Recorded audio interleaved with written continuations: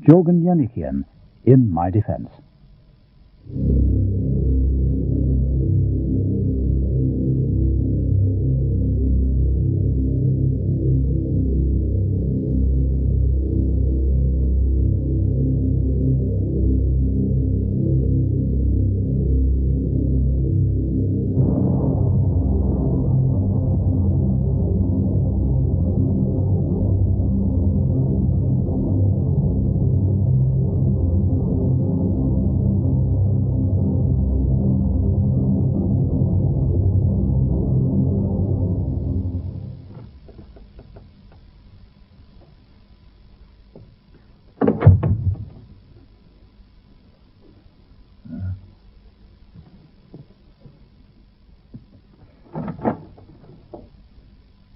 Hi. My whole life is in these cases. It's good to see them again.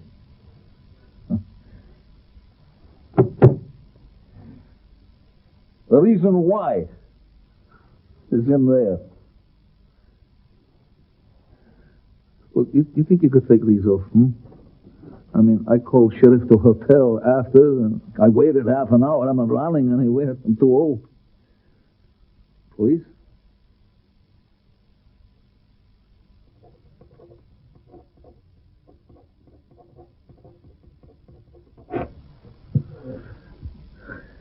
There. Gourgen Yanikian. American citizen and still proud of it. Armenian by birth, but American by invitation. Yeah, really. I've lived long time in many things. I'm a professional engineer, retired. In Kavir, the Persian desert, built a railroad for the Allies in World War II. Hottest desert in the world. Temperature 145, yeah. You play with eggs. You put under cover in the sun, and after a couple of minutes, the eggs blow up like a bomb. Churchill, Stalin, President Roosevelt, all meet in Tehran. Yanikian there too. Well, I mean, not with them, but there. Allies want more supplies to Russia. Only way by sea, Murmansk run. German U-boats, dive bombers, Allied ships sunk. So, in Tehran, the great men, they decided join railways from Persian Gulf to Russia. But there's 35-mile gap between Tehran and Tabriz. There's mountains, difficult land. I built that railroad 35 miles, 65 bridges in 15 months. I was 3 months early. I was nearly killed in the mountains. But 10 million tons American supplies travel my railroad to help Russia be the Germans. Only Allies know how many lives saved. In my briefcase there, photo, first train, American supplies. And what they send Yanikian, a crate of whiskey. I told him, hey, come on, Yanikian drink vodka, not whiskey. Americans say, you will learn drink whiskey. So.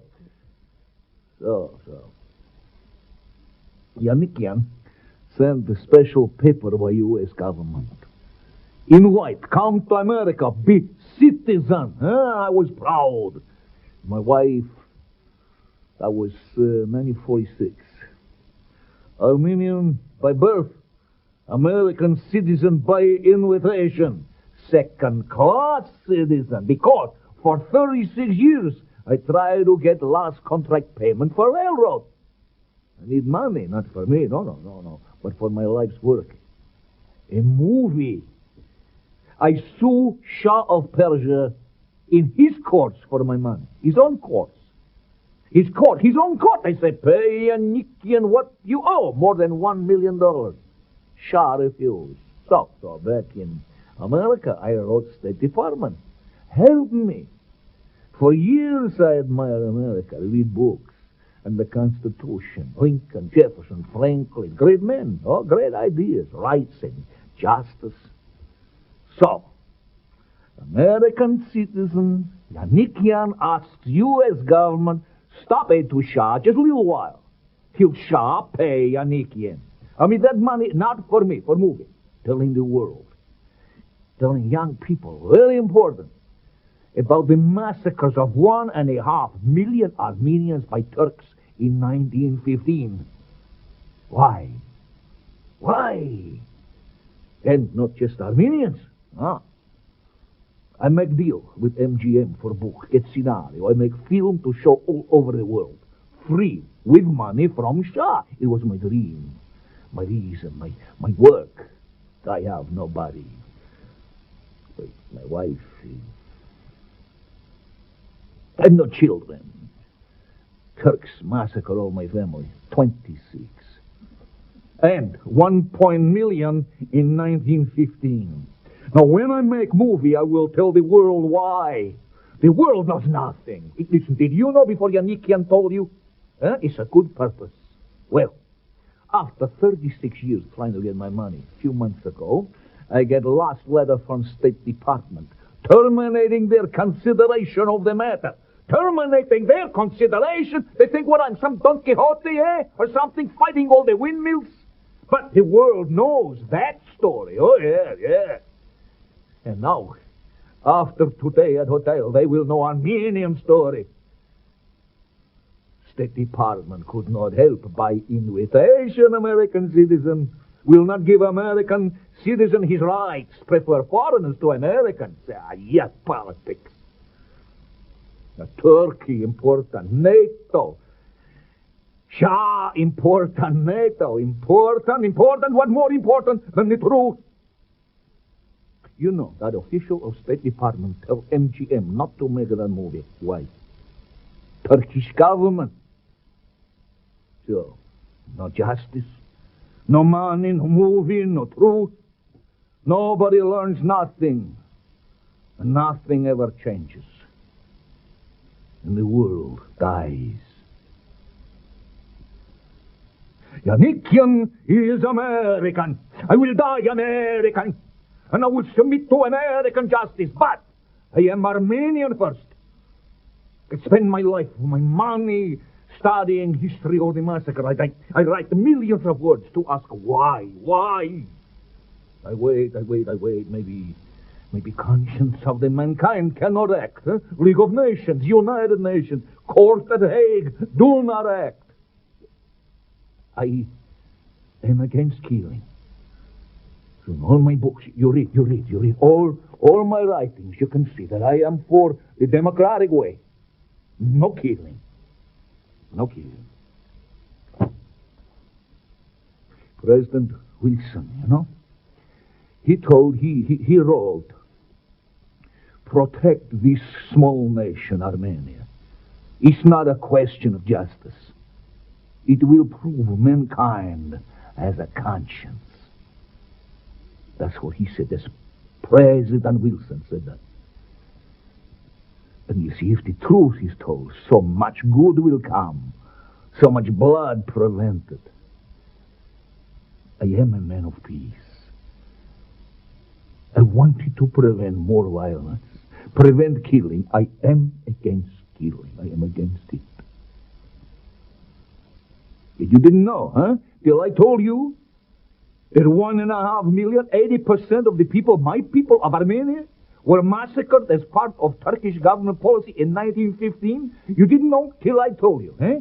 No. I mean, who knows? Who cares? Only a few people knows about the Holocaust. Everyone knows about the Holocaust. But Hitler's solution for the Jewish problem, eh? Everybody knows about that. Organized massacres in concentration camps, gas ovens, ghettos, and massacre machines. Did you know that early on, when Hitler was only planning to massacre the Jews, one of his staff suggested the war would not permit it to happen? Hitler's reply was, who remembers the Armenians now? Who remembers the bloody Armenians? You see, the world did not learn. Because the world does not know. This was genocide before the word was even invented. And the Turks got away with it. So Hitler thought he could get away with it.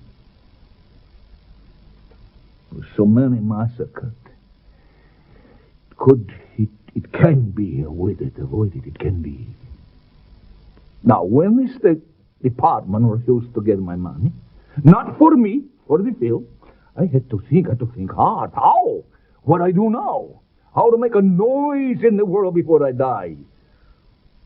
And what I did after thinking for days, what I did, you know. Could I have my briefcase, please, huh? It's my medicine. I cannot take more high blood pressure. If I don't take the medicine, maybe you will not finish your investigation. Please.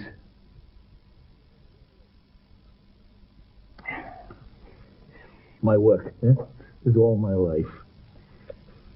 For 3 days before, I review my life, all my conclusions.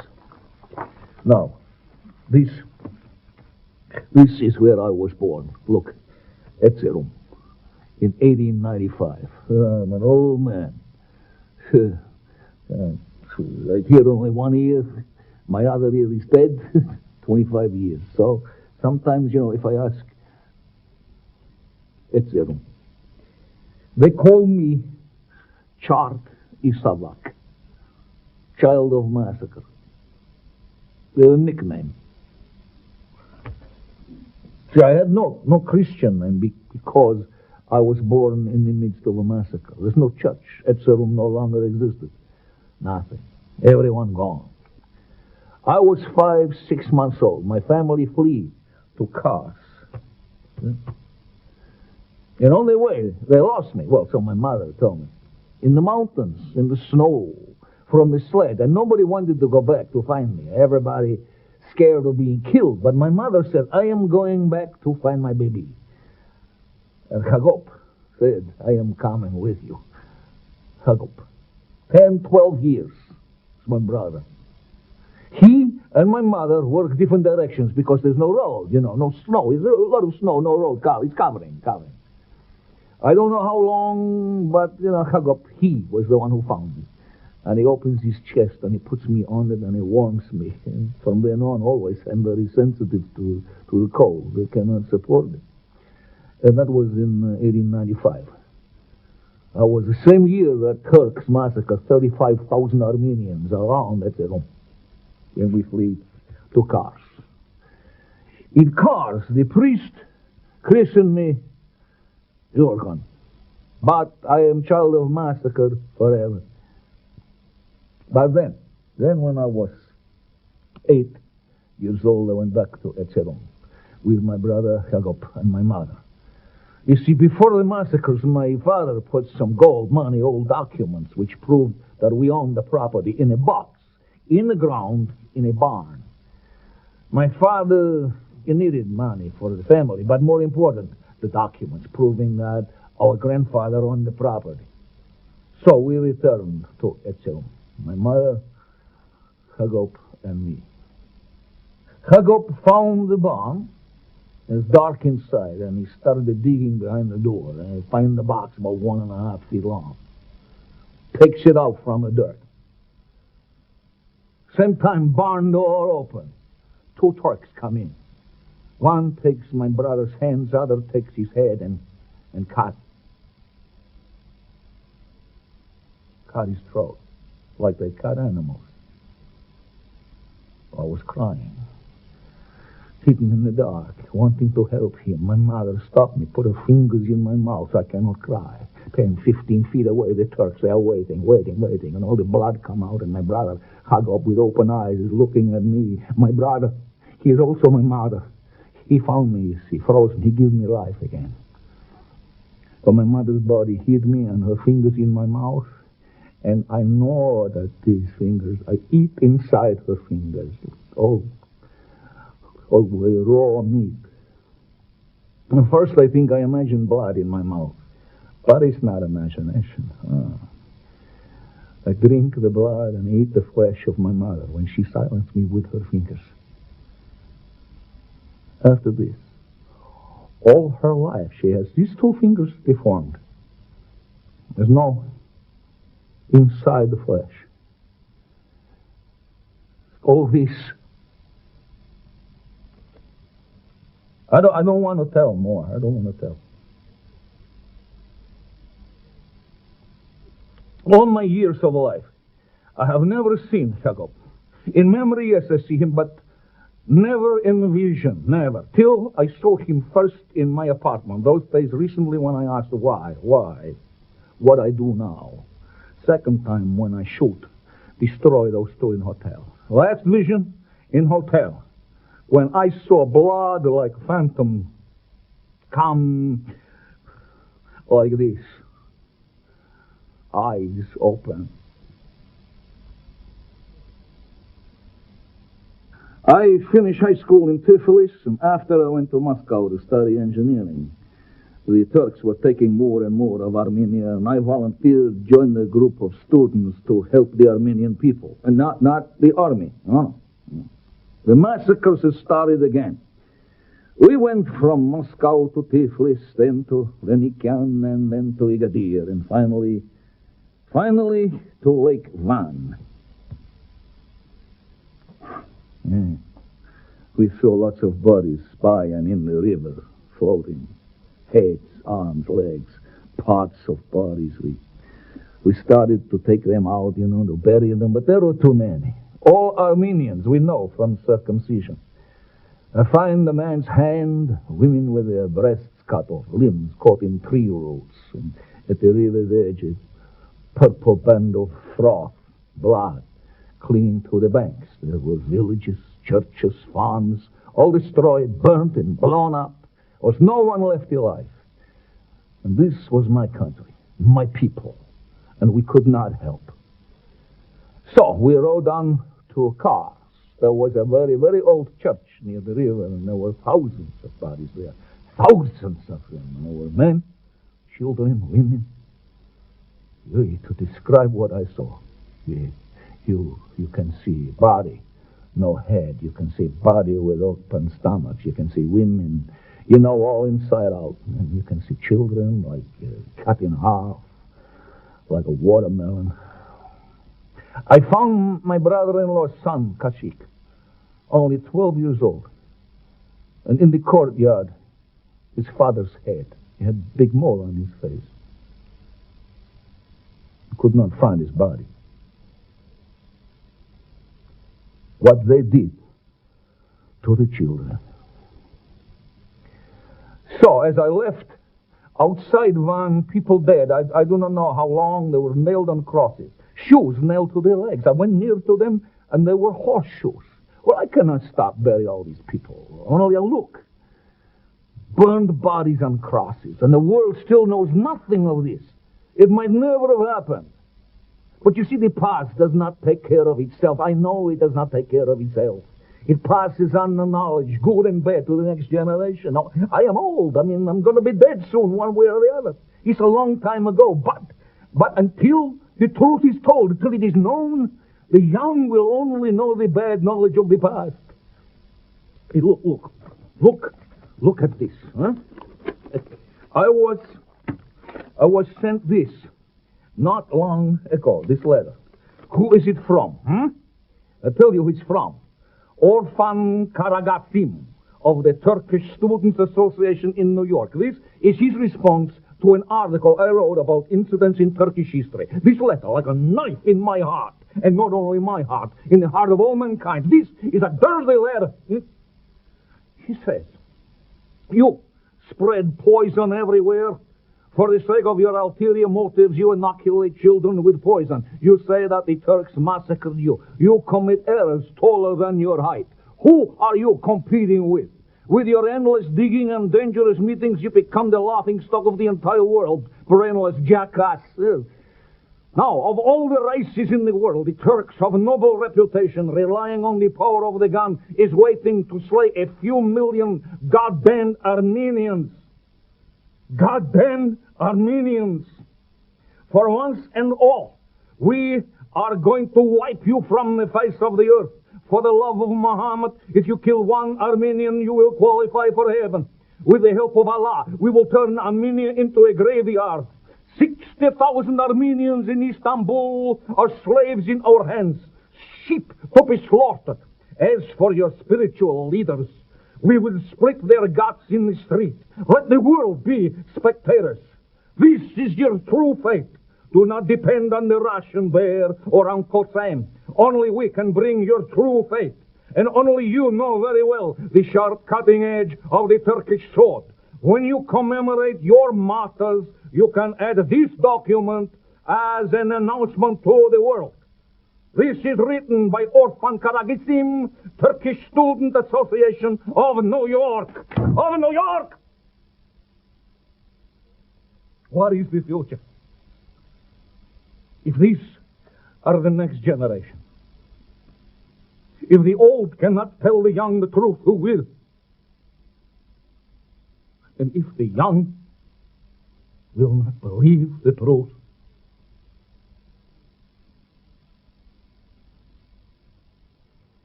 yes, that is mine. And this is mine also. I bought it in Beverly Hills years ago. It's never used until today. I bought the Browning because I feared after 26 years the Luger might not work. It worked. You see, I had to decide what to do. Kagov helped me after all. I am old, but I had to do something with my life. I mean, I tried, I failed, betrayed, made second-class citizen. But what I had built for 25 years going down, my work, my life was meaningless. I had to do something. My idea was killed. So what do? Kill myself? No. I mean, I was still free. I had no children, no family. Well, my wife for 15 years has been sick in a rest home in Santa Barbara. And before that, I nursed her. She's called Shushanik. It means Suzanne. She doesn't know me. She hasn't known me for a long time. You know, that's kind of upsetting after 49 years. So, I made the last visit to her. She doesn't know. I leave her 50, 60 chocolate bars, and I ask the nurse to give her from me. Then I come home, and I start to plan. Contact Turkish consulate. Say I have a valuable banknote for their archives. And picture looted from palace of Sultan Abdul Hamid. I want to return them. So, make arrangements for them to meet me. I book a cottage room for me at Santa Barbara Biltmore Hotel. Move there with my documents and my briefcase and a few clothes. And I kept thinking, quickly, I must not get sick. Too sick to finish what I started. They want to come on the 20th, but that's Nixon's inauguration day, American holiday. I don't want to spoil that, so no. I say no. They want to bring their wives and children. I tell them, no. So they agreed to come on 27th, today. Turkish Consul General, Mr. Damir, and the man who drives him. They come to my room, cottage 3. Yeah, I welcome them. They think that I am Gourgen Yanikian, an Iranian. Why, I deceive them. And when I tell them I am Gourgen Yanikian, an Armenian, they change. Now, they were nice people. They were very nice people. But what they stood for, their government, what they did to us. So they offered me decorations, $5,000 cash, if I never again went against the Turkish government. Never ever write. Yet my Armenian poetry is very strong. Well, I try to find an excuse in my brain, to postpone what is going on. But the past, I have no moral right to kill my idea. The people will know, the world. I had been crying all the night. Peace. Oh, peace, dear brother, peace. I know, I promise. And I will keep my promise. I will finish what I started. I will finish. When I told the consul that I was from Armenia, that I was an Armenian, the money falls from his hand onto the floor. I told him I am Armenian. I read many articles against your nation, against what you did in the past. Not you, or maybe your father, maybe your grandfather, I don't know. But your nation. But you young generation, you never ever tried to find out. He said to me, he said, take this $5,000, but promise never to write against us ever again, against our nation. Now we are friends. Friends. I saw the face of my brother Jacob. Same blue eyes separating from the face. And I told him, despite the fact you put us to death, despite the fact you receive hundreds and hundreds of millions from us, from the civilized world, from America, despite the fact that all your nation is dirt, and you have your republic, you stay the same savages you were 100 years ago. Then he called me, he said, you son of a bitch Armenian, and he picked up the chair to hit me, and I jump, and I open the book. No, I will destroy you.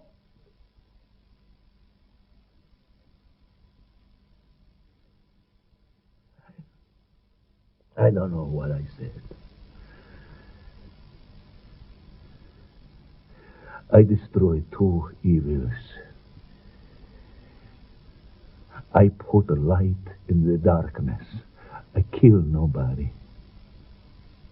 Two symbols. To destroy one human being, I should use one bullet. But I shoot two bullets in each head. Why? Why I did this? I don't want them to suffer. They did a job for their nation. Now they do job for mankind. I don't want they should suffer more. One body is here, one body is there. I go to telephone and I put my hand on the wall because I saw picture of my brother. I touch him. I think I saw. There's nobody there. I telephone the sheriff, and I wait.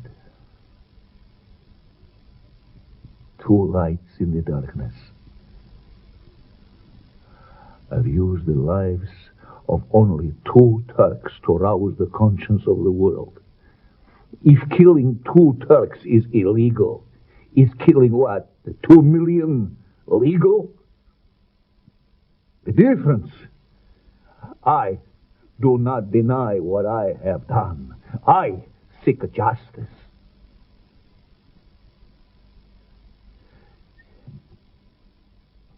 I would rather die having spoken after my manner than speak in your manner and live. They're not Yanikian's words. Words of Socrates. Yeah. I would rather die.